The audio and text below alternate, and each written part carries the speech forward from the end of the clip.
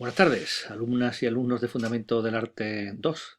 Vamos a intentar dar un repaso lo más rápido posible a los dos últimos temas que corresponden a los tres últimos bloques del contenido de la normativa, de lo que es el currículum que incluye el decreto con el currículum de bachillerato. Bien, nosotros lo hemos incluido en el bloque 10, los años 60 y 70, y el cuaderno, perdón, el cuaderno 9 y el cuaderno 10, que corresponde a los años 80 y 90 y 2000-2003. Bueno, pues vamos a destacar algunas cuestiones. Si os vais al blog, tenemos resumidos estos tres bloques o estos dos temas nuestros, estos dos cuadernos, aquí en lo que es los años 60 y 70 y aquí donde tenemos resumido los años 80 y 90 y 2000-2013. Vamos a darle un repasazo aquí a los años 60 y 70, donde, fijaros, me parece muy importante que cuando vayamos a detenernos en los expresionistas, en los que se llaman segundos expresionistas o segundos expresionismos, sepamos de dónde vienen. Venimos del expresionismo que hubo a principios del siglo XX, pero no es el mismo expresionismo, ¿eh? Lo digo porque algunos de vosotros y de vosotras en el cuaderno lo habéis confundido. Estamos hablando de unos expresionismos, fijaros que son de personas que han nacido a principios del siglo XX, como Francis Bacon, y luego más tarde como Lucian Freud, y bueno, ellos le llaman los nuevos expresionistas. Además son expresionistas figurativos, pero tienen lugar de la segunda parte de la segunda mitad del siglo XX, mientras que el expresionismo surgió en la primera mitad del siglo XX. Bien, entre los antecedentes del expresionismo están Goya, como alguna vez podéis haber escuchado, y también Van Gogh, Gauguin, los simbolistas del siglo XIX y bueno, al principio del siglo XX los alemanes fueron los que pusieron en valor el expresionismo. Sabéis que hubo dos escuelas, la que se llamaba Der Brückle, el puente, y Der Blaue Reiter, el jinete azul. Una era como más fuerte que la otra, los dos tenían un grado de siniestralidad, un gusto por los colores así muy estridentes, y estaban bastante condicionados por lo que era la situación eh, prebélica, ¿no? Y entre la Primera Guerra Mundial y demás, ¿no? Bueno, pues los segundos expresionistas, como Francis Bacon, estamos hablando ya de lo que fueron esos años, final de los años 50, años 60. Bacon fue una persona de una personalidad difícil. Él nació en Dublín, en Irlanda, aunque se desarrolló su vida profesional, parte de ella por lo menos en Londres, y como veis en sus pinturas, pues hay algo de rotura personal, de como dificultad ante el mundo, ¿no? Él tuvo una personalidad, como digo, complicada, ¿no? Lucian Freud, que fue sobrino, por cierto, de Freud, el psicoanalista, que inspiró a los surrealistas, es un tipo de expresionista figurativo en el que aparenta una realidad, un retrato de la realidad, pero siempre sus figuras, que son desnudos, como muy explícitos, una carnalidad muy sórdida, son figuras desinhibidas y como una especie de representación de la realidad con mucha crudeza. Luego la segunda versión que tienen los expresionistas son los del expresionismo abstracto, que tiene su núcleo en Estados Unidos y la principal figura es Pollock, Jackson Pollock. Empieza haciendo un tipo de pintura abstracta, bueno, como más convencional, y luego va derivando al action painting, que es este tipo de pintura en el que chorrea directamente en grandes formatos la pintura desde latas con agujeros y demás. Bien. Luego tenemos aquí a Mar Rocco, que era como muy espiritual, ¿no? Son cuadros enormes donde lo interesante de esta aparente simpleza es contemplar en directo el efecto que logra con los materiales que combina para que los colores planos y tan grandes destaquen con una brillantez bastante excepcional. Bueno, después pasamos al hiperrealismo. Mira, quería haceros notar que el hiperrealismo, aunque nosotros vemos como hiperrealista a Antonio López y Eduardo Naranjo, en realidad el hiperrealismo proviene también de Norteamérica. Y en Norteamérica destacaron dos autores que no los hemos nombrado, pero que está bien que lo tengamos en cuenta a la hora de hablar si nos preguntan a la vez de Antonio López. Uno de ellos, Chuck Ross. Chuck Close quería decir. Chuck Close hace este tipo de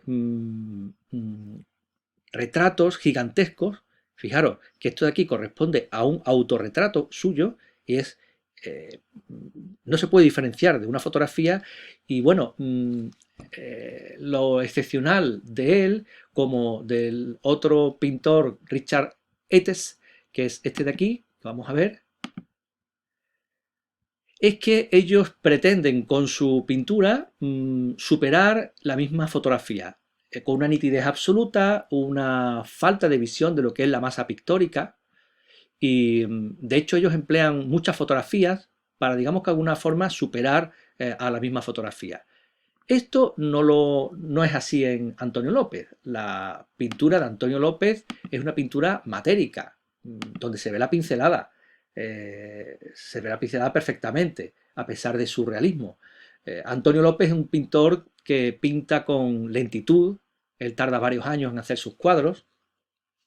Y bueno, es ahora mismo de los pintores todavía vivos más reconocidos en España. ¿Vale? Bien. De Antonio López es muy famosa la Gran Vía, que pintó completamente vacía y que ahora, pues bueno, se ha puesto de moda por la cuestión del COVID-19 y el confinamiento, porque efectivamente parece una premonición de lo que van a ser las calles de nuestras ciudades, que solían estar atestadas de gente, pues prácticamente no, completamente vacías.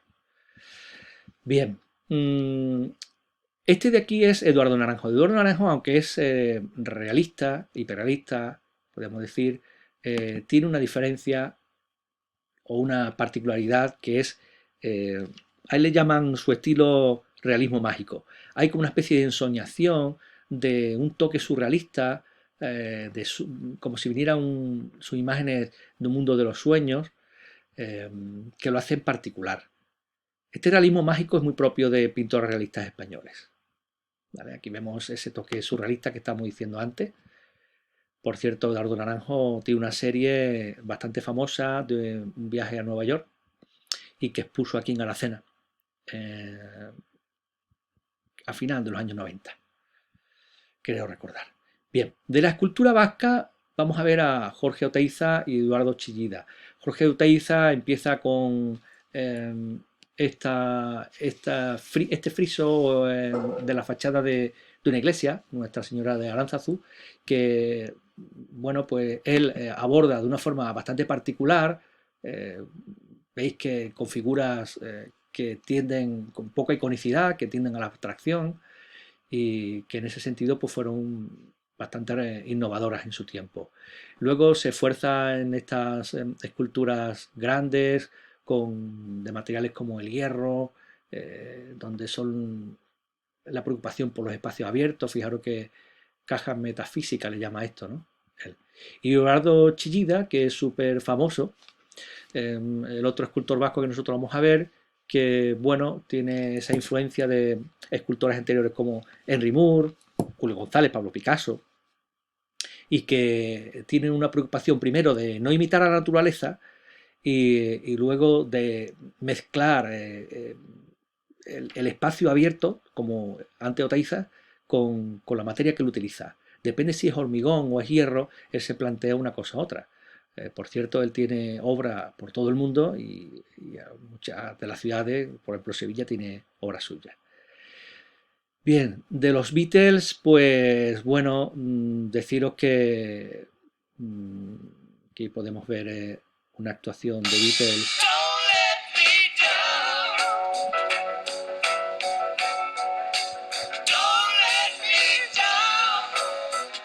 No recuerdo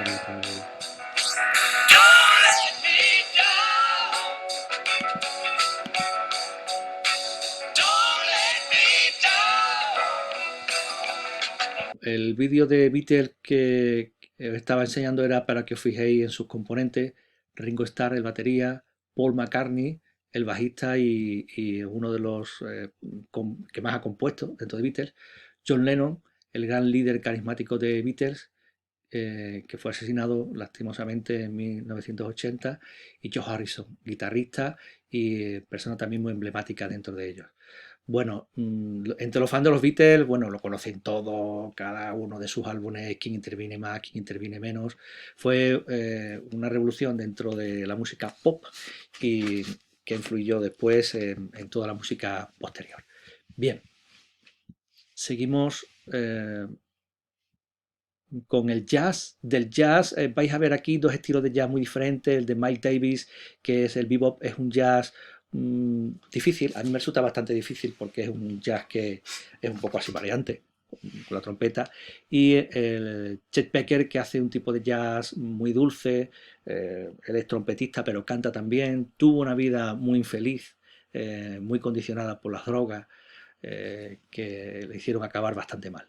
Bien, de Paco de Lucía, de Camarón de la Isla, quería que nos detuviéramos en La leyenda del tiempo. La leyenda del tiempo fue un álbum emblemático dentro del mundo del flamenco porque significó una remoción importante. Los puristas del flamenco estaban en contra, pero aquí Camarón, bueno, pues hizo un uso de músicos con bajo eléctrico, etcétera, ¿no?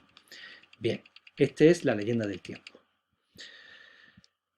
Luego, del cine, comentaros que Luis García Berlanga fue un director de cine, en fin, importante en la transición. Sus padres y su abuelo fueron políticos y él tuvo una vida que al principio, en fin, se relacionó con el franquismo.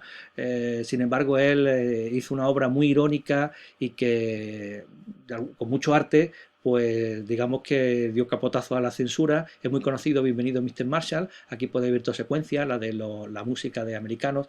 Ellos, es una película donde él ironiza con el hecho de que el plan Marshall de Estados Unidos para ayudar a Europa dejó a España digamos, sin intervención, y que la película se confunde al plan Marshall con un señor rico que va a venir a repartir dinero.